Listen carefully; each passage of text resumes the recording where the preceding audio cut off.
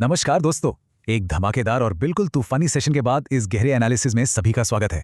देखिए, आज हम एक ऐसी मैसिव रैली का डीप डाइव करने वाले हैं जिसने लिटरली पूरे मार्केट को हिला के रख दिया। आखिरी के 1-1.5 घंटे में ना ऐसी जबरदस्त शॉर्ट कवरिंग आई है कि बहुत सारे नए अपॉर्चुनिटीज ओपन हो गए हैं।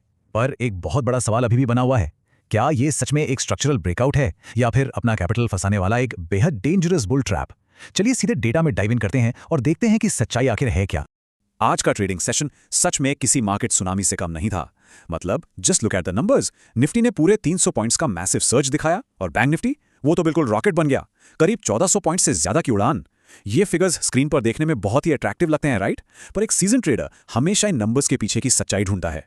क्या ये सिर्फ एक टेम्पररी रिलीफ रैली है या मार्केट सच में बॉटम आउट हो चुका है? देखिए, अपने कैपिटल को प्रोटेक्ट करने और अगला बड़ा मूव पकड़ने के लिए आगे आने वाले टेक्निकल्स और फंडामेंटल ट्रिगर्स को समझना एब्सोल्युटली क्रूशियल है। सो इस अचानक आई रैली के पीछे सबसे बड़ा ट्रिगर आखिर था क्या? ग्लोबल मार्केट्स में एक अचानक से न्यूज फ्लैश आई। यूएस और ईरान के बीच एक अनऑफिशियल 1 पेज एमओयू की रिपोर्ट्स। मीडिया रिपोर्ट्स क्या सजेस्ट कर रही हैं कि ईरान अपना यूरेनियम एनरिचमेंट रोक सकता है और बदले में यूएस उस पर लगे सैंक्शंस हटा लेगा। Sounds like a global game changer, है ना? पर रियलिटी थोड़ी कॉम्प्लेक्स है। एक तरफ तो पीस डील की बातें चल रही हैं और दूसरी तरफ ईरान वेसल से टोल वसूलने की खबर दे रहा है। ऊपर से डोनाल्ड ट्रंप के कन्फ्लिक्टिंग ट्वीट्स जिसमें उन्होंने बॉम्बिंग तक की धमकी दे डाली। इन मिक्स्ड सिग्नल्स ने शुरू में तो भारी वॉलेटिलिटी क्रिएट की, पर अल्टीमेटली मार्केट में रिस्क ऑन सेंटिमेंट हावी रहा और इंडेक्स ऊपर खींच गया। और इस ग्लोबल गेम चेंजर न्यूज का हमारी इंडियन इकोनॉमी पर बहुत सीधा और पॉजिटिव असर पड़ा। ये क्लियरली दिखाता है कि कैसे ग्लोबल जियोपॉलिटिक्स हमारे पोर्टफोलियोज को इंपैक्ट करती है। जैसे ही डील की उम्मीद जागी, ब्रेंट क्रूड में 5 से 6% का बड़ा क्रैश देखने को मिला। एक पॉइंट पे तो WTI $85 तक स्लिप कर गया था और इसके साथ ही हमारा इंडियन रूपी मजबूत होकर 94.30 के लेवल पर आ गया। करीब 70 पैसे की शानदार रिकवरी। ये सस्ता क्रूड ऑयल और मजबूत रुपया हमारे डोमेस्टिक मैक्रो इकोनॉमिक सेटअप के लिए लिटरली एक बहुत बड़ी जीत है। इस पूरी पिक्चर में जो सबसे क्रूशियल पॉइंट है वो है ये एग्जैक्ट नंबर, $100। ब्रेंट क्रूड का इस साइकोलॉजिकल मार्क के नीचे आना और वहां पर सस्टेन करना हमारे डोमेस्टिक मार्केट के लिए एक लाइफलाइन की तरह है। अगर क्रूड डिसाइसिवली $100 के नीचे क्रैश होकर 90s की रेंज में टिक जाता है तो हमारा इंपोर्ट बिल ड्रास्टिकली कम हो जाएगा। इसका सीधा मतलब है इन्फ्लेशन पर कंट्रोल। और सोचिए, इससे ऑटो, FMCG और पेंट सेक्टर की कंपनीज को आगे बढ़ने के लिए कितना लंबा और सॉलिड फंडामेंटल रनवे मिलेगा। अब बात करते हैं आज के असली हीरोज की। इस जबरदस्त मोमेंटम को बिल्ड करने के पीछे बैंकिंग हैवीवेट्स का सबसे बड़ा हाथ था। आज बैंक निफ्टी बिल्कुल अपने पुराने रंग में दिखा। HDFC bank, ICICI bank, SBI और एक्सिस बैंक, इन चारों ने मिलकर मार्केट को अकेले अपने कंधों पर उठा लिया। सिर्फ इन टॉप 4 बैंक्स ने निफ्टी में करीब 17.5 पॉइंट्स का मैसिव कंट्रीब्यूशन दिया। और SBI वो तो अपने नतीजों से पहले ही 3.5% की उड़ान भर चुका था। देखिए, जब मार्केट के सबसे हैवीवेट सेक्टर्स इस तरह से फ्रंट फुट पर आकर परफॉर्म करते हैं तो पूरा इंडेक्स एक बहुत ही सॉलिड अप ट्रेंड दिखाता है। हालांकि लार्ज कैप्स ने रैली को लीड जरूर किया, पर अगर ध्यान से देखें तो असली एक्शन मिड और स्मॉल कैप स्पेस में चल रहा था। आज के आंकड़े क्लियरली दिखाते हैं कि मिड कैप्स में 1.5% और स्मॉल कैप्स में 0.25% की जबरदस्त तेजी आई। आज का एडवांस डिक्लाइन रेशियो सच में बहुत ही पॉजिटिव था। करीब 2800 से ज्यादा शेयर्स हरे निशान यानी ग्रीन में बंद हुए। ये डेटा एकदम परफेक्टली पॉइंट आउट करता है कि रिटेल इन्वेस्टर्स का कॉन्फिडेंस पूरी तरह से वापस लौट आया है। एक ब्रॉड बेस्ड बाइंग हो रही है, सिर्फ गिने चुने स्टॉक्स में नहीं।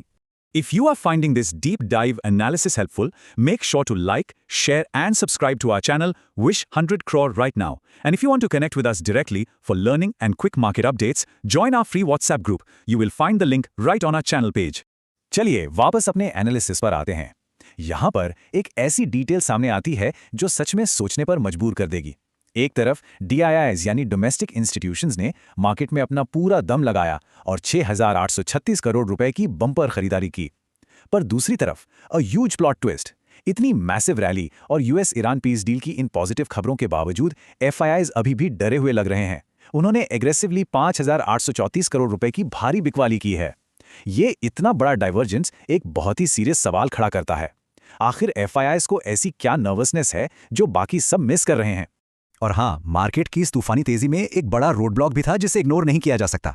रिलायंस इंडस्ट्रीज, जो पिछले कुछ दिनों से निफ्टी को अकेले ही संभाले हुए था, आज एक भारी एंकर की तरह साबित हुआ। रिलायंस के शेयर्स में आज हैवी प्रॉफिट बुकिंग देखने को मिली, जिसकी वजह से उसने अकेले निफ्टी को 36 पॉइंट्स नीचे की तरफ ड्रैग कर दिया। साथ ही IT और ONGC जैसे स्टॉक्स ने भी इंडेक्स पर अपना दबाव बनाए रखा। सोचिए, अगर रिलायंस आज सिर्फ न्यूट्रल भी रहता ना तो निफ्टी बहुत ईजिली 350 पॉइंट्स कमा क्रॉस कर जाता। अब थोड़ा टेक्निकल्स पर फोकस करते हैं। निफ्टी ने 24,330 पर एक बेहद दमदार क्लोजिंग दी है। टेक्निकली देखा जाए तो ये बहुत ही पॉजिटिव सिग्नल है, क्योंकि इंडेक्स लगातार मल्टीपल रिजेक्शंस फेस करने के बाद फाइनली एक रेजिस्टेंस जोन को क्रॉस कर रहा है। अगर निफ्टी इसके ऊपर ओपन होकर सस्टेन कर जाता है तो सीधा 25,000 का रास्ता खुल सकता है। लेकिन ध्यान रखने वाली बात यह है कि अगला सबसे बड़ा हर्डल 24,500 से 24,750 का सप्लाई जोन है। ये पूरी तरह से एक मेक और ब्रेक लेवल होने वाला है। और अगर नीचे की तरफ देखें तो अब इमीडिएट मजबूत सपोर्ट शिफ्ट होकर 23,800 पे आ गया है। बैंक निफ्टी का स्ट्रक्चर तो और भी ज्यादा इंटरेस्टिंग लग रहा है। आज इसने काफी टाइम बाद 56,000 के इस विशाल स्तर को टच करने की कोशिश की और फाइनली 55,981 पर क्लोज हुआ। लेकिन एक सच्चे स्ट्रक्चरल ब्रेकआउट के लिए सबसे ज्यादा क्या जरूरी है? इस इंडेक्स का 50 डे EMA यानी 56,176 के लेवल को डिसाइसिवली क्रॉस करना। अगर बैंक निफ्टी इस लेवल के ऊपर निकलकर ठीक से सस्टेन कर लेता है तो फाइनेंशियल सेक्टर में ऐसी अनस्टॉपेबल रैली देखने को मिल सकती है जो पूरे मार्केट का मूड बदल देगी। पर हमें एक बात हमेशा याद रखनी चाहिए, सिर्फ चार्ट्स और टेक्निकल लेवल्स अपने दम पर एक रिलीफ रैली को सस्टेन बुल रन में कन्वर्ट नहीं कर सकते। इस रैली को और आगे बढ़ने के लिए चाहिए फंडामेंटल फ्यूल। और ये फ्यूल कहां से आएगा? ये आएगा Q4 FY26 के सॉलिड नतीजों से।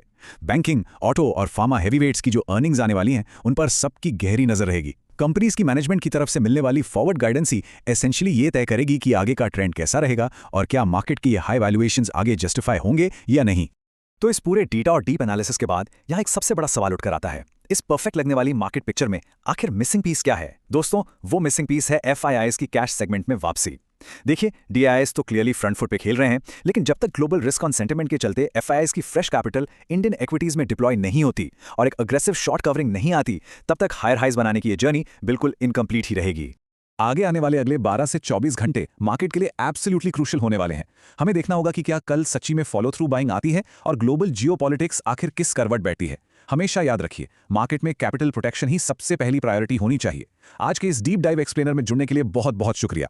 Disclaimer: We are not SEBI registered advisors. This video is for educational and learning purposes only. Please do your own research or consult your own financial advisor before taking any financial decisions.